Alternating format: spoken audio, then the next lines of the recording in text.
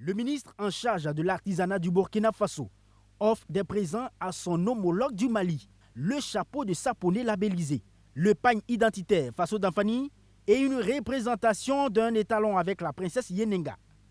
Serge Poda répète le même exercice avec cette fois Soufiane Ag Aïchata Guichen, son homologue du Niger.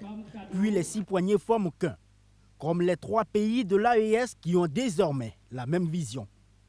C'est donc en foi de cette même vision que le Burkina Faso a fait du Mali et du Niger les invités spéciaux de cette 17e édition du CIAO. Les 3 d'ailleurs sont dans ce village AES qui s'ouvre officiellement. C'est de voir comment les différents responsables, les politiques, les acteurs du développement peuvent contribuer durablement au développement de nos vaillantes populations. L'objectif visé ici, c'était de mettre ensemble les artisans, les créateurs venant de ces 3 pays dans un seul lieu, dans un seul espace, pour qu'il puisse y avoir beaucoup plus de synergie, beaucoup plus d'échanges et beaucoup plus d'union.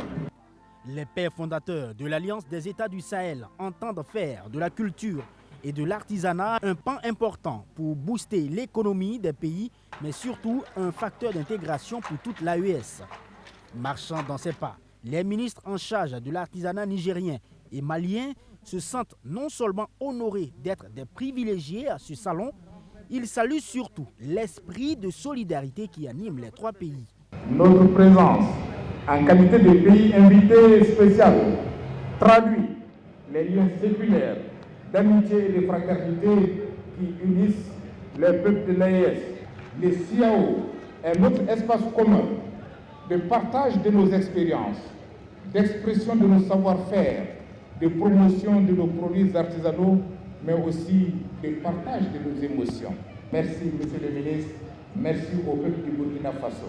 Ce salon représente pour nous tous une opportunité précieuse de tisser des liens, de créer des partenariats et de favoriser un échange mutuel de savoir avec les artisans de toute l'Afrique afin d'enrichir ensemble nos pratiques et d'impulser une dynamique de développement régional. Cette plateforme nous permettra non seulement de mettre en lumière notre artisanat national, mais aussi de renforcer la coopération et la solidarité qui unissent nos nations africaines. Dans une ferveur festive rythmée avec les sonorités maliennes et nigériennes, le ministère en charge de l'artisanat a distingué plusieurs acteurs pour leur engagement dans la culture et auprès des artisans.